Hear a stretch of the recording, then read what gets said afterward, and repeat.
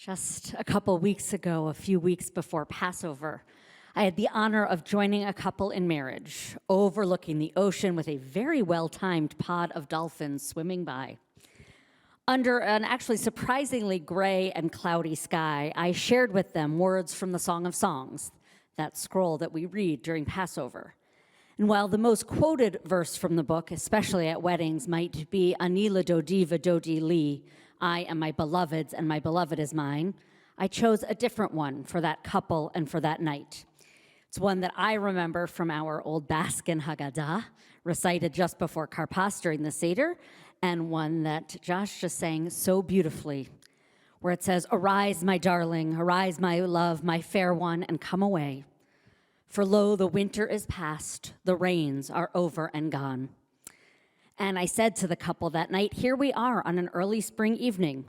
The winter is just past, and here in California, I didn't know about last night, we can probably assume that the rains are over and gone. Here we are, I said to them, at a new beginning, a night of hopes and dreams and promises. I could say the same to us here tonight, the seventh night of Passover and Shabbat. Tradition teaches that today is the day we crossed through the sea, walking through a valley of ocean to reach the other side, singing and dancing with that first sweet taste of freedom.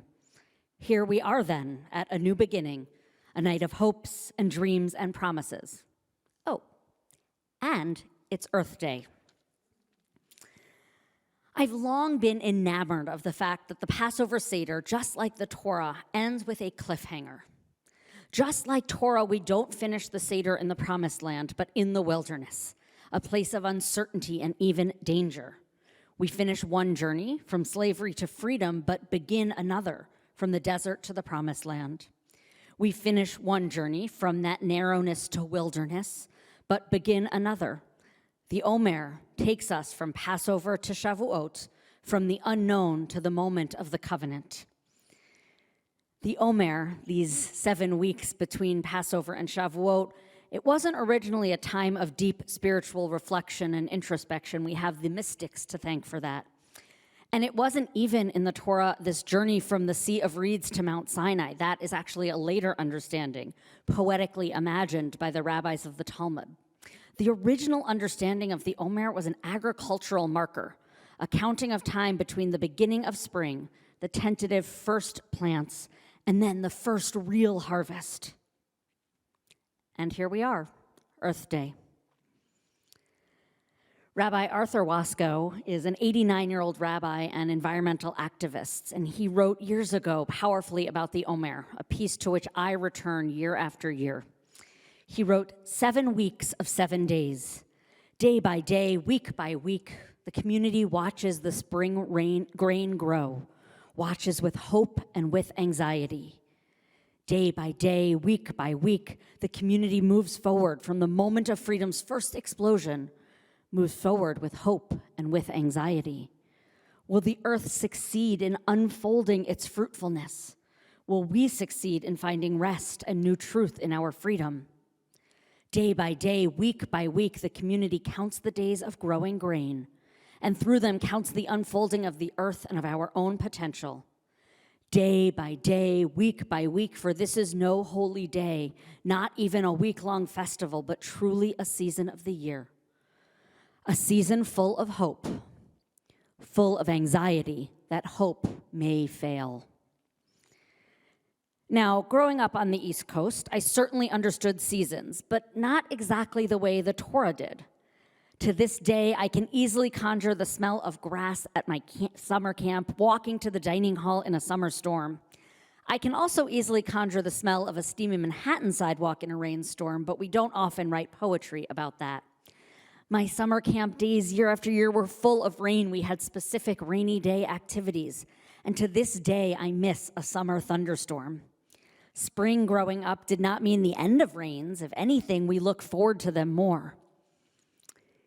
In middle school, I signed up for a week-long swim camp in Southern California, and my mom called the director concerned about what would happen to practices in the outdoor pool if it rained. Correct. You can, I think, imagine the director's reaction. Not until I moved to Jerusalem, actually, did I understand our liturgical weather calendar, why we prayed for rain in the fall and simply for dew in the summer. I still remember that glee and that sense of connection I felt waking up one morning of Sukkot to puddles on my Jerusalem mirpeset, the balcony outside my apartment wet from the first rain of the season. And not until I moved back here to Los Angeles did I understand what Rabbi Waskow really meant about anxiety. Arise, my darling, my fair one, come away, for now the winter is past and the rains are over and gone. What happens, though, when the rains never come or when the rains are not enough? What happens when the water levels dip too low? What happens when, even when the winter is past, the hills are still brown? These are, admit, questions I never thought to ask in that rain-soaked childhood, whether the hills of Pennsylvania or even the concrete jungle of New York. But they are questions that our text asked, even thousands of years ago, and that we might ask tonight, crossing the sea once again, facing the future on Earth Day. In Deuteronomy, just after we read the words of the Shema that we know so well, there's a section known as the second paragraph of the Shema. And it reminds us, if then you obey the commandments that I enjoin upon you this day, I will grant the rain for your land in season, the early rain and the late. You shall gather in your new grain and wine and oil, and I shall also provide grass in the fields for your cattle, and thus you shall eat your fill. Take care, though, not to be lured away to serve other gods and bow to them. For God will shut up the sky, so there will be no rain, and the ground will not yield its produce. Perhaps because of its if-then theology or that suggestion of immediate reward and punishment, this is actually a text that our early reformers expunged from our prayer books. But each time I read it, it seems clear that the voice of the Deuteronomic tradition even then linked our human behavior and some sort of ecological ramification. Because here's the thing about that second paragraph of the Shema. It's not written in the second person singular. It is not a demand on us as individuals the way the V'ahavta is. And it's not written in the third person. There's no he or she or they who's supposed to do the work. The words are written in the second person plural, the communal you. It's not written to each of us, but to all of us. It is not, or not only, a demand of individual action, but of collective responsibility. My teacher, Rabbi Richard Levy of blessed memory, wrote an interpretation which is included in our Sidurim, linking his words to the V'ahavta that we chant. It's the text, actually, that his daughters chose to remember him with at his funeral. And he wrote, if we can hear the words from Sinai, then love will flow from us, and we shall serve all that is holy with our intellect and all our passion and all of our life. And if we can serve all that is holy, we shall be doing all that humans can to help the rains to flow and the grasses to be green, the greens to be golden like the sun and the rivers to be filled with life once more. All the children of God will eat and there will be enough. But if we turn from Sinai's words and serve only what is common and profane, making gods of our own comfort or power, then the holiness of life will contract for us. Our world will grow inhospitable. We are once again at the beginning. We are 1 week past Passover, less than 1 full week into the Omer. Freedom is new, and so is possibility. So we are counting, and we are waiting. 7 weeks of 7 days. Day by day, week by week, the community watches the spring grain grow, watches with hope and with anxiety. Will the earth succeed in unfolding its fruitfulness?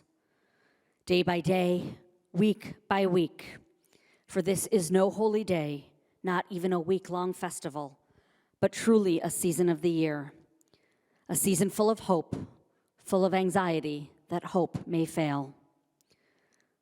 The winter is past, the rains are over and gone. Will they return, we wonder, and will they be enough?